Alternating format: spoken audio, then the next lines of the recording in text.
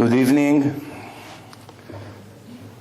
I'm glad to be back here in Toronto after many months.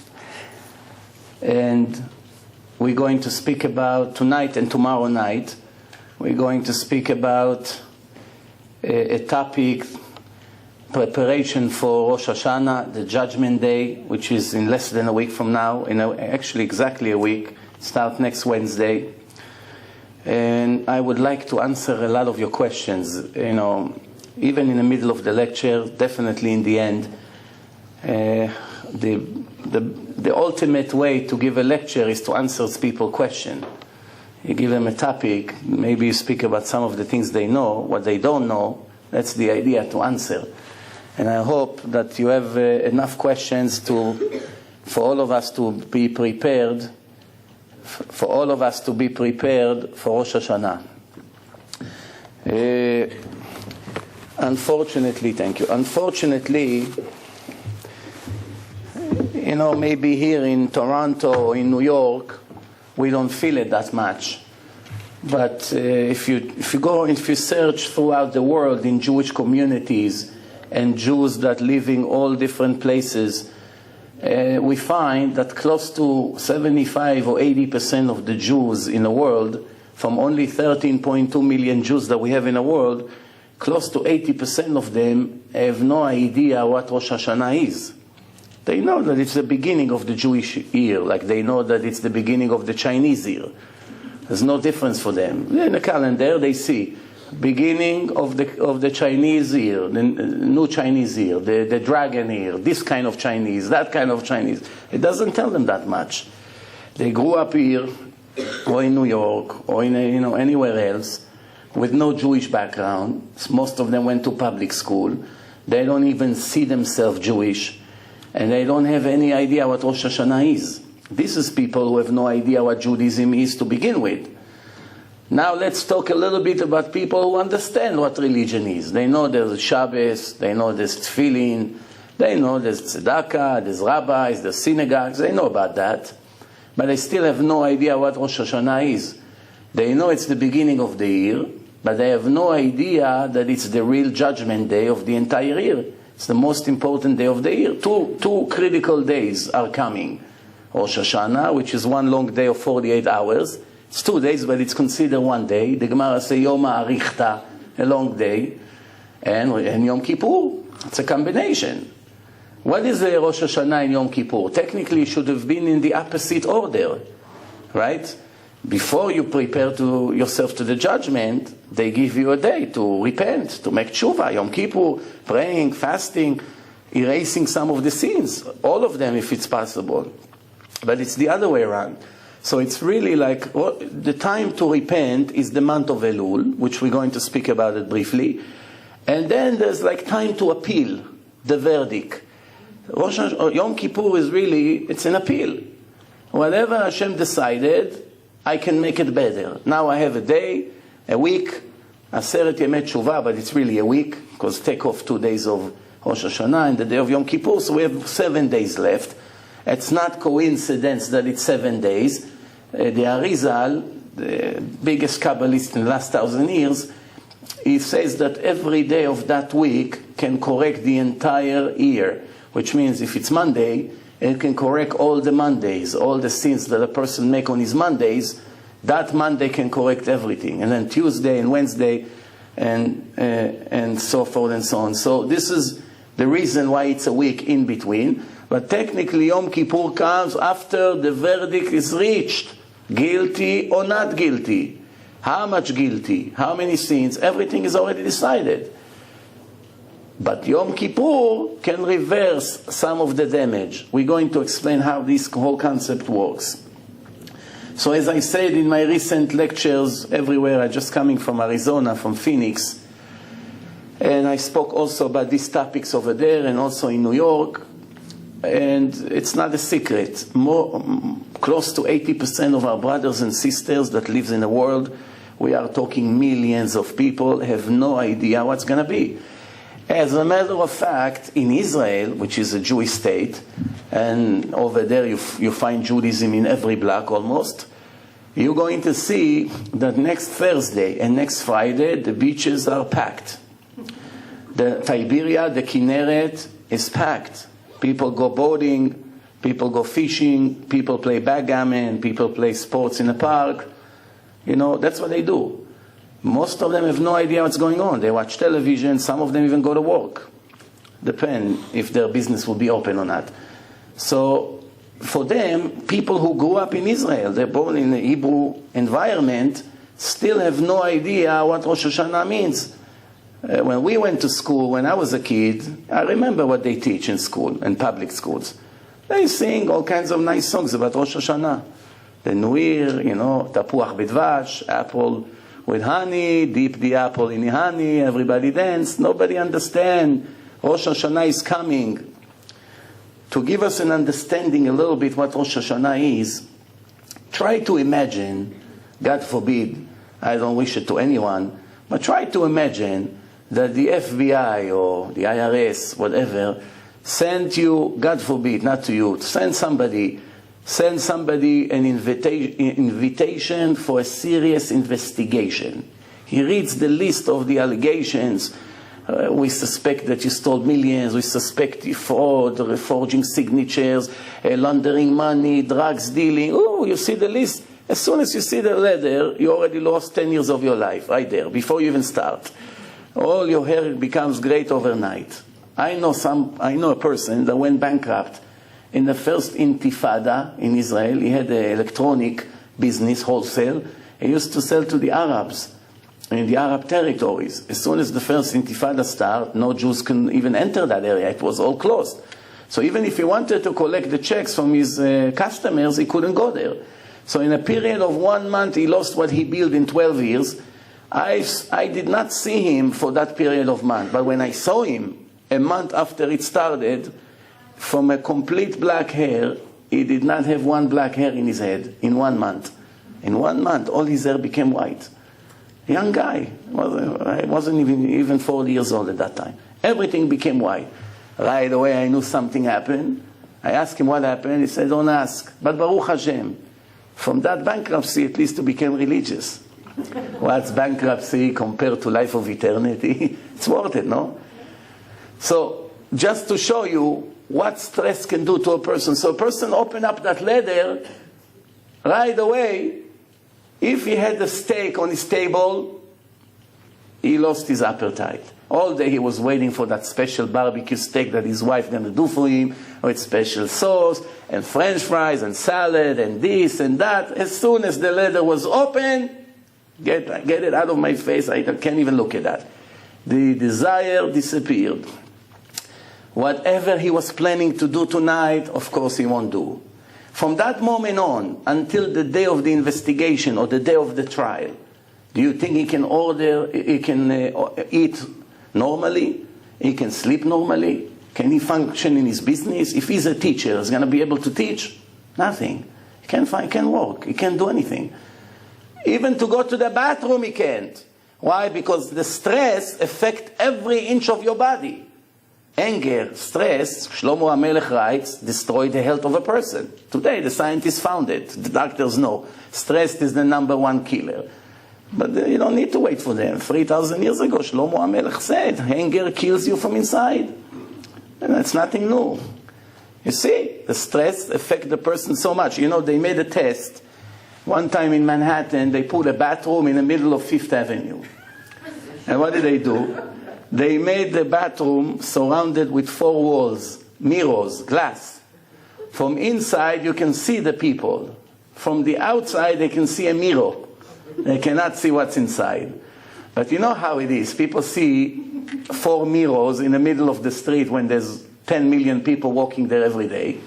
So they took people, and they wanted to check if people under stress, they can go to the bathroom normally. Not one person was able to sit and do normally what he's supposed to. Why? He said, as soon as he said, he sees somebody comes like this. like this, you know. One woman goes like this, you know. Not one person was able to do. Why? I know a guy that was arrested, and there was hours until they gave him a minute to go to the bathroom.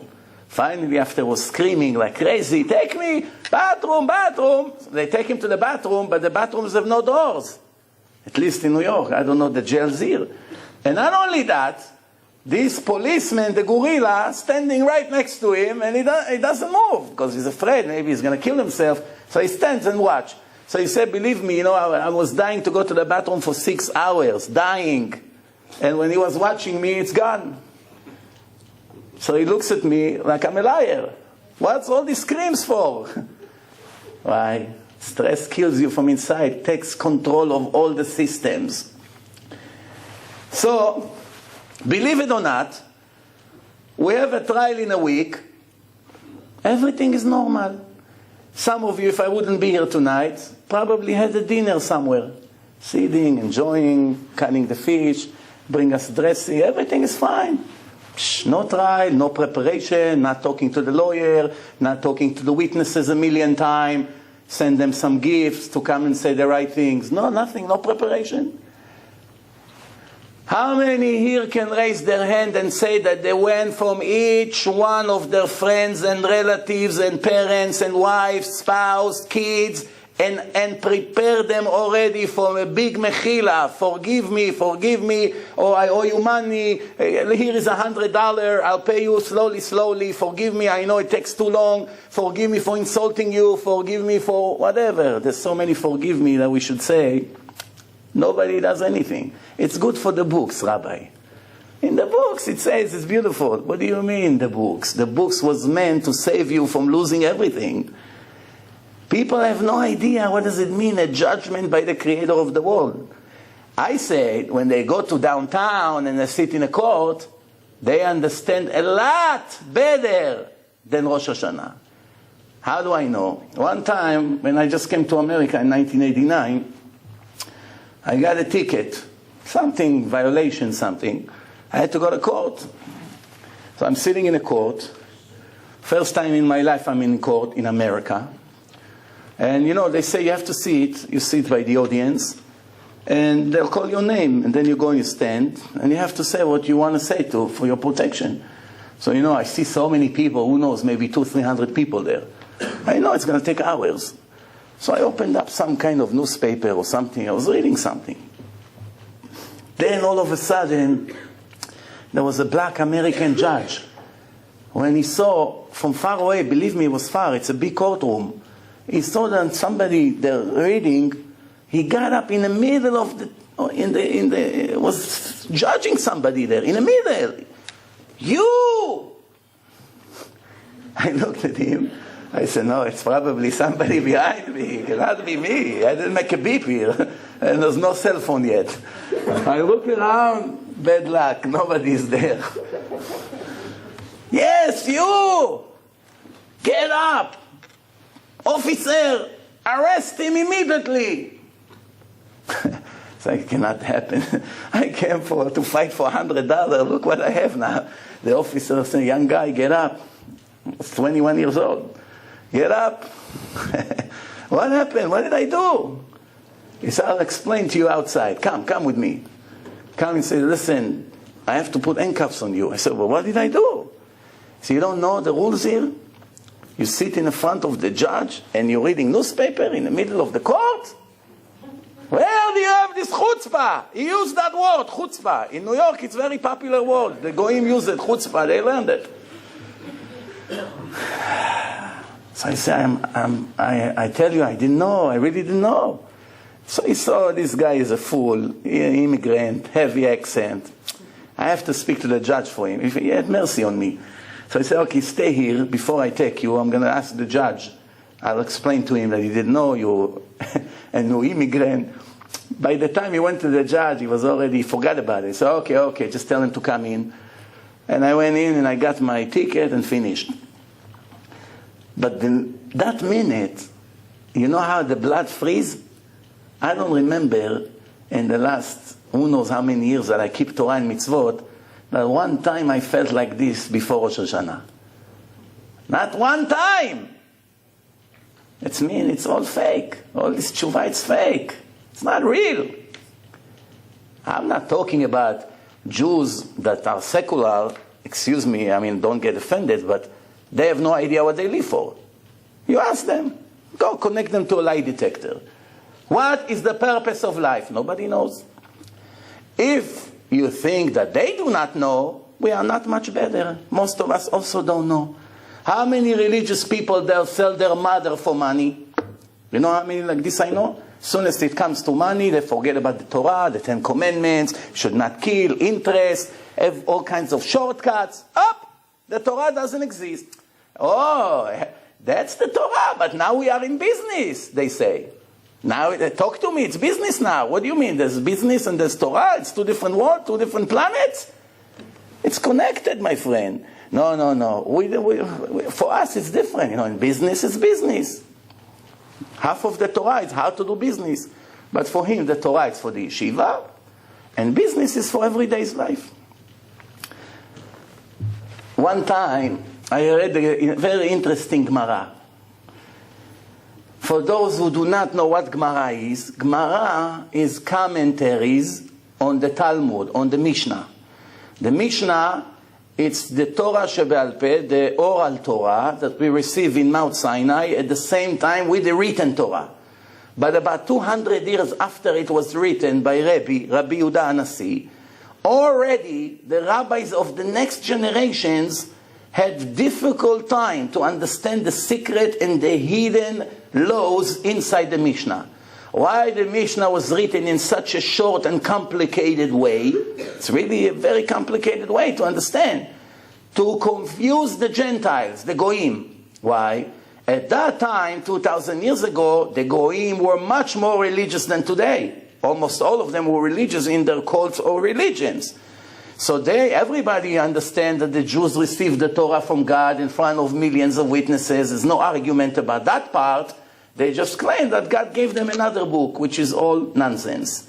As we prove many times in my other visits here, there's no time to speak about that today. If you still have doubts, you have free CDs right here on the stand. Torah and Science, Hebrew and English, just watch it, and you have no more doubts. So, the Goyim knew the Jews have a divine document. You know that many Christians don't eat pork. So I asked a few of them why. Christians are allowed to eat pork. They say, if God told you, the Jews, that it's not good, why should it be good for me? Why?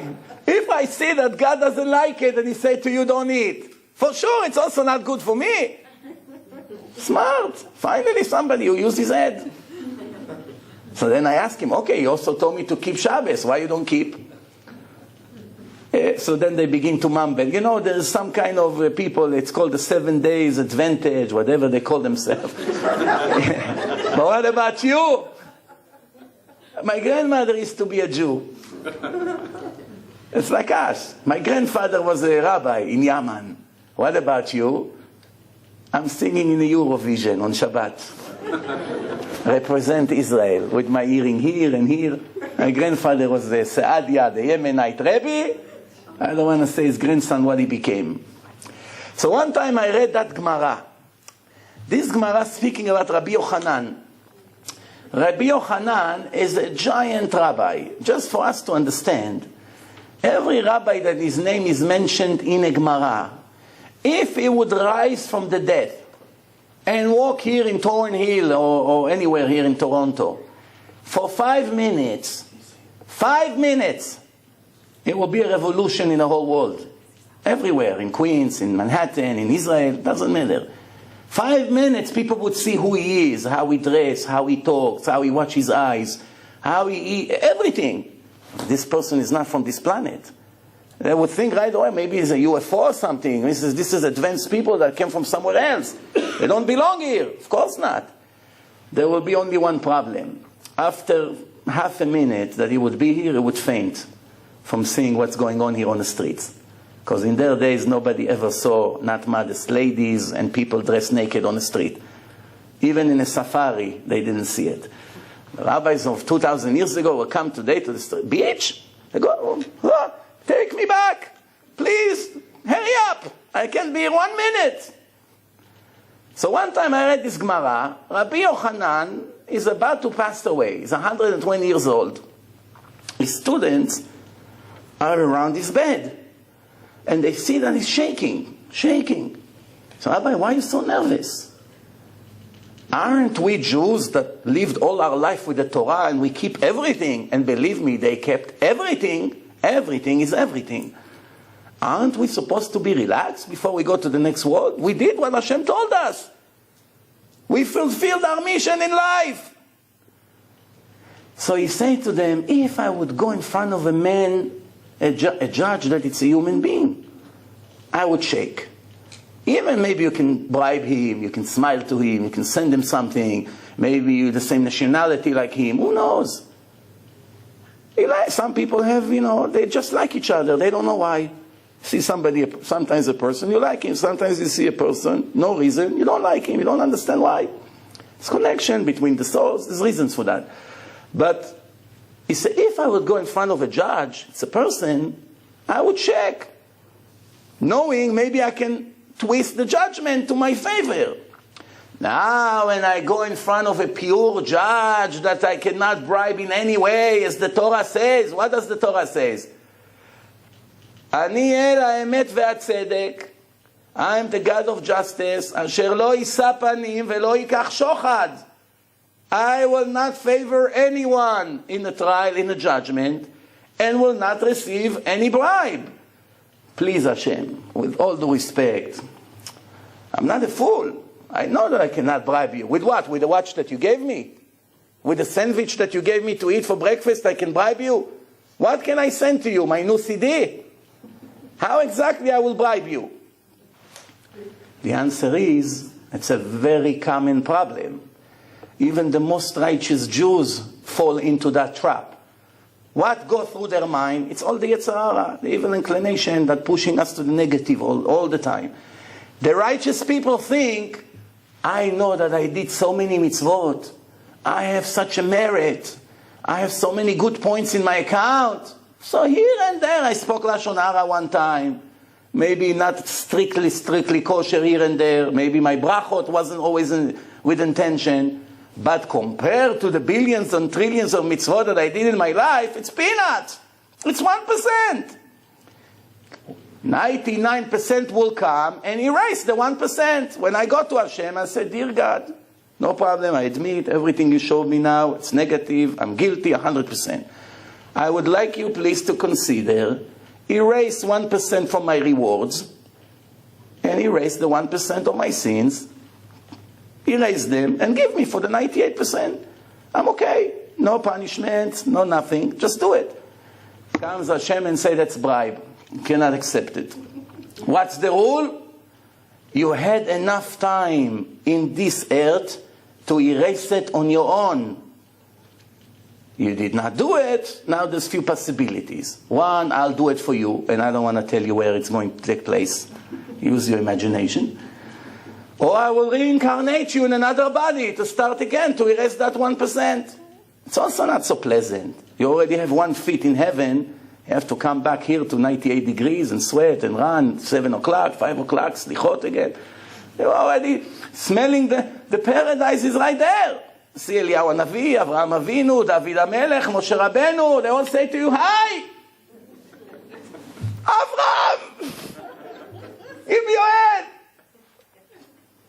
70 more years. Why? You owe $10 to Reuven. Reuven doesn't care. He doesn't, but Hashem does. Hashem is pure 100%, not 99%. So I will not receive any bribe. Okay, now I got the point. So Rabbi Yochanan said to his student, how can I not be nervous going in front of Hashem? Who knows? Maybe all my life was mistake. You know what he was worried about? Some of the mefarshim, you know what they say? He was afraid that his whole direction in his life was wrong. And this is a person who never stopped learning for a minute. Every second of his life. These people are addicted to the Torah. They can't live a minute without it. My cousin is a student of a giant Rav that passed away 12 years ago. The biggest Kabbalist in the world and one of the most righteous people in the universe. Rav Ben Zion Abba Shaul, Zecher Tzadik Vekadosh Livracha. More very humble, the whole Torah around his finger. And he asked him, Rabbi, tell me what mitzvah it's hard for you to keep. I follow you for 12 years. I never saw such a thing. Never miss a minute. Such a humble person. Bracha, it's bracha. Torah, it's Torah. Getting up in the morning, it's no, man. What, you human? Are you a human being? You cannot be. So he was sure he's going to tell him, there's one very difficult mitzvah to keep. Nobody can keep it, I promise you. Nobody can keep this mitzvah.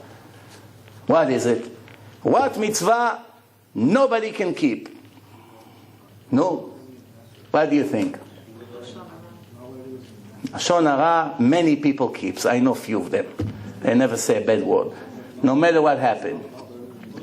What mitzvah people can never keep? Kibud Orim, you have a shortcut. You move to New York, that's it. You don't have it. Your parents are in Israel, you're here, Baruch Hashem, you don't have that much. That's Chazal say, it's not my idea. Say it's such a difficult mitzvah, a person should move far away, that he won't be as obligated. No? The answer is, Ve'ahavta lereacha kamocha. Should love your fellow Jew like you love yourself.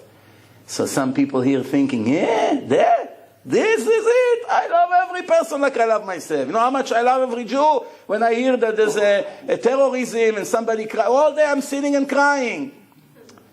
I agree. There are some good people. But if you understand what does it mean, Ve'ahavta lereacha kamocha, you would hide under the rug. Why? You know what it means, Ve'ahavta lereacha kamocha? Here is what it means. You go home one day coming from work, you live in an apartment building, and you see tons of police around your building. And you see hundreds of people standing on the street, and they're all very nervous. And you ask one of them, one of the neighbors, what happened? You say, a little boy fell from the 6th floor. What happened? He passed away, Baruch Dayan HaEmet, and people are crying. And you say, 6th floor, from what side of the building? He said, from this side, from the south. I live in the 6th floor. There's 2 apartments in the south side. Me and my neighbor. It's 50% chance right there that this boy fell out of the building. I don't have to tell you the feeling, right? So his heart going 200 beats a minute. He's sweating. His blood pressure, believe me, if he has a weak heart, by now could be already he got a heart attack.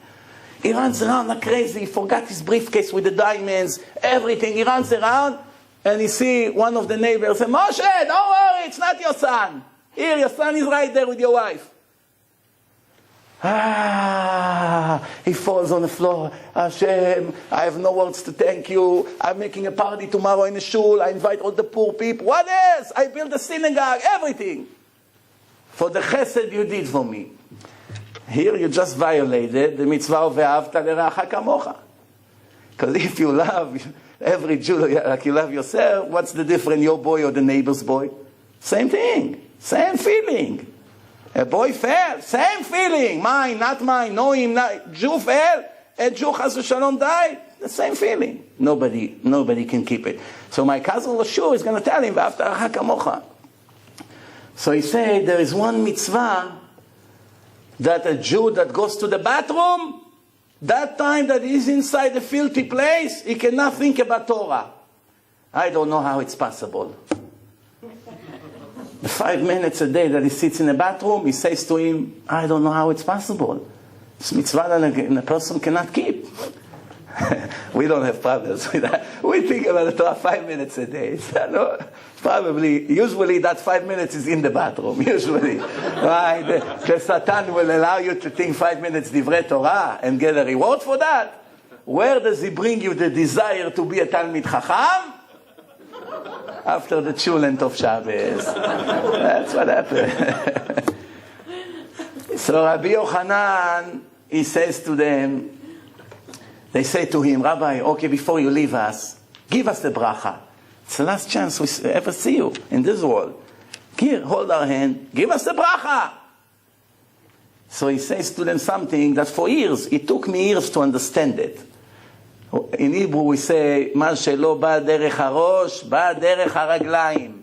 When you join the Israeli army, the first day, every soldiers get this sentence. Soldiers, what doesn't come through the head, come through the feet, through the legs. You don't understand when I say 30 seconds to get to the top of the mountain. You will understand through your legs 100 times, up and down until you make it. Better to understand from here why you have to work hard. That's how it is. So he says to them, I'm blessing you that you fear God like you fear people. That's it. And he passed away. Shema Yisrael, nigmar. It's over. Well, the first time I read this Gemara, what kind of bracha is this? It's not a bracha bichlal. Fear God like you fear the people on the street? Until one time I was driving home, 2 o'clock at night. If you know the Palisades Parkway, no lights, a jungle around you. Tons of police. They live for that moment. It's like winning the lottery for them. You ask a cop, what do you want? To catch a Jew speeding 80 miles an hour on the way home at 2 o'clock at night, or to win the lottery? I'm not sure what the answer is going to be. You know how he feels? So 2 o'clock at night, believe me, I'm half sleeping. One eye already is sleeping. The other eye is about to fall asleep also. On my way, red lights, blue lights, disco. Pull over. Bin Laden is in a car. 2 cops coming, their guns, you know, this whole show. Driver's license and registration. I feel, mamash, I'm not exaggerating. I feel my hands. What is this? I can't even open the door. Wow. My heart, because I know I speed. In New Jersey, they can take you to jail. It's not only speeding ticket. Especially if it's more than 25 miles an hour. I open the drawer, I'm looking for, believe me, I see the registration, but I don't see it. When you're nervous, you don't see, you don't forget, you're in front of your eyes. In the end, he takes it to his car, it takes me a few minutes to relax, then he left me, he gave me the ticket and left. Then I remember this Gemara. It just came to me, I said, oh, look at me, the big shot. When I read this Gemara for the first time, I said, what kind of bracha is this? If one time in my life, not the judgment day, we are a week before a critical moment, in the beginning of the year, after Sukkot, when everyone is relaxed, the judgment days are over, no, the year starts again, people back to business. If one time in my life I would feel like this, after making a sin, that's it, I don't have to be here anymore. I reach a very high level. Why it's never happened to us? When a person just said Lashon Hara, and somebody told him, hey, it's Lashon Hara, it's disaster. Does he feel like I felt in a car? No. When a person accidentally turned the light on Shabbat, does he feel like that? No.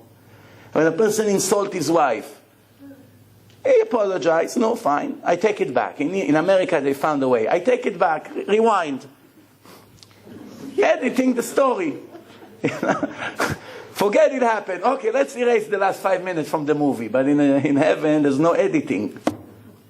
How long is the trial of a person? Let's talk a little bit about the trial. How many trials a person has, you know? From the minute Hashem created the soul until the day the soul separated from this world completely. How many trials? How many judgment days? The answer is in everybody. That the soul comes back to this world, in everybody. In the first Gilgul, you were Reuven. In a second reincarnation, you are Shimon. In a third one, you are Miriam. In the next one, you can be many different people, in different countries, in different accents, you know, different kinds of lifestyle, different profession, complete different tikkun. Each life ends with 1 year trial. That's why we say Kaddish for 1 year.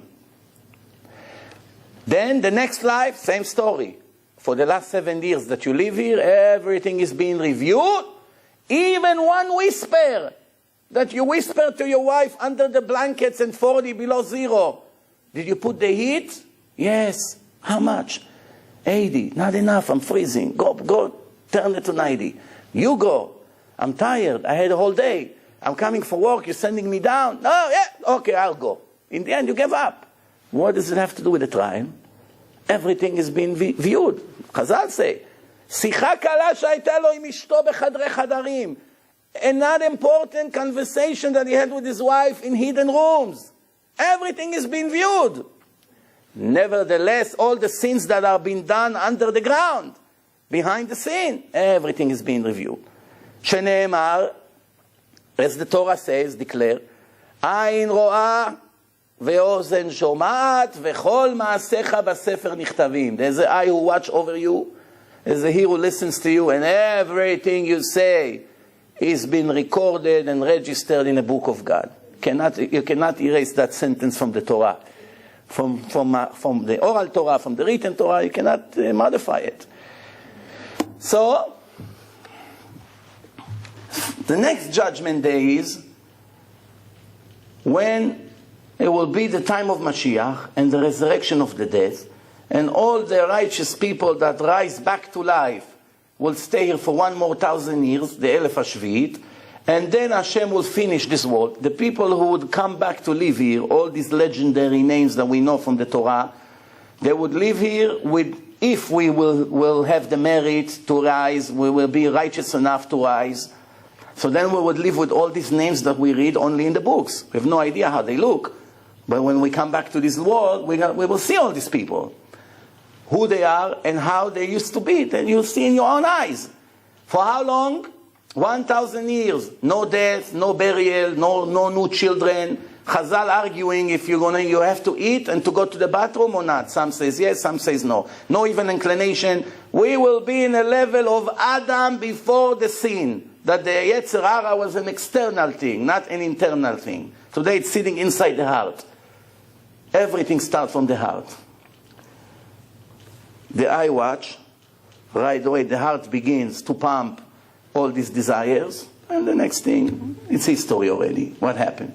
This is it. That's why the Torah says, "Lo taturu achre levavchem v'achre einechem, asher atem zonim achareim." It comes from the word zonim achareim, which means the eye is watching.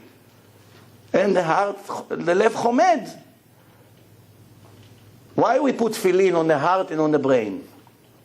Why not in the two hands? One here, one here. Here, like a soldier. Huh? Why here? Why not in the back? Why? Everything is precise. If it's going on the forehead, it's like you did not put tefillin. If it's going to be here by the watch, it doesn't count. If you put it on the legs, for sure it doesn't count. You put it on your stomach, it doesn't count. Only here and here. Why? On the evil inclination and on the neshama, on the soul. And this is right here. It's in between the eyes, not here. Eyes here, people think in between the eyes should be here. No, it's here. Why? This eye start here, and this eye start here. They cross together inside the head. When you stand by the mirror and you close one eye, you see that the other pupil expand. And then you close the left one, and you see the right one becomes bigger. They're connected. And that's right here. Why in the hand we have all the 4 chapters from the Torah on one cloth, one very long cloth. And inside the head, it's separated to 4 pieces with separation on 4 different departments. Why?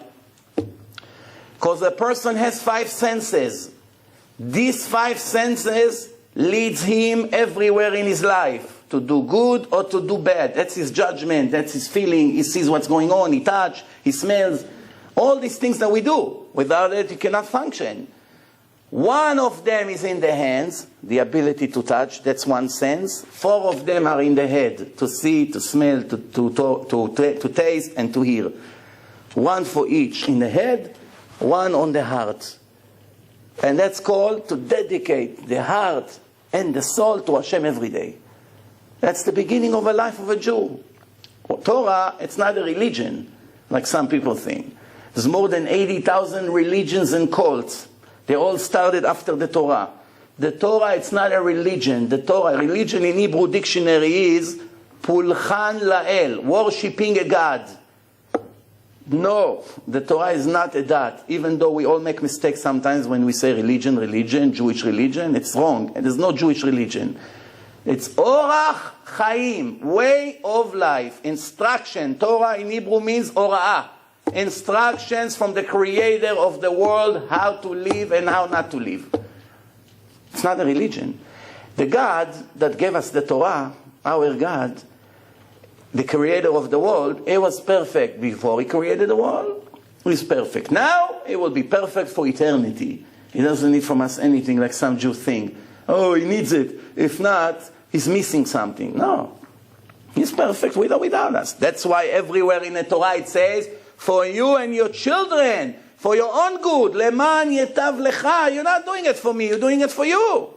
I made a system, that's the truth. The truth is one, not two. There's only one way for the truth. If there was many different truths, fine. I chose this aisle, you chose that aisle, we're going to get the same way. Hashem said, no, there's only one way. This is the right way. What's the right way? Don't be a liar. Midvar sheker tirchak. Right away, all of us going down the tube. Somebody can raise his hand today. Today I did not lie about anything. To lie, it's not only to say lies. To lie, it's to behave in a lie. To behave in a lie. What does it mean? I'll give you an example. One student came back to the yeshiva with his big bag. And you see all the rabbi and the students, all the yeshiva are walking towards him. So, what honor this rabbi is giving me, the Rosh Yeshiva. Who am I? I'm just one student from the yeshiva. What, they have to leave the yeshiva and come and say hello to me and welcome me into the building, into the yeshiva? So he came to the rabbi, he was embarrassed. Rabbi, I'm not such an important person that you all came and welcome me. So the rabbi told him, no, don't worry, we're not coming for you. We're just taking a walk to breathe some air. What was the problem? He could pretend. No, why not? You're important, come, welcome. Anyway, you take a walk, and you walk with him back into the yeshiva, and you make the Jew feel great. But that's a lie. It's his mistake. I didn't lie to you. I didn't say I came to welcome you. You thought so. And I comply with this. I make you feel good. The Torah say, not only not to say lies, the Torah say, in your heart, you're not allowed to say lies. How? Dover emet bilvavo. What does it mean? Speaking the truth in his heart. Why? Not only in his mouth he say the truth, also in his heart it's equal. Some people are echad b'peh, echad b'lev. The Pirkei Avot warns us from people like this. They say one thing and inside is always the opposite. Sometimes it takes time to realize. The Chachamim, they were so honest. You read from the stories in the Gemara, you wonder how people have such strength to be so perfect. The Chachamim, you know what they used to do? They used to be in business. If a person come and they say, they have in their mind a price. Let's say they think, I'm going to charge him 10 coins of gold, whatever the price is. And the person say, wow, what a great thing. What's the price of it? 35 like in the other place?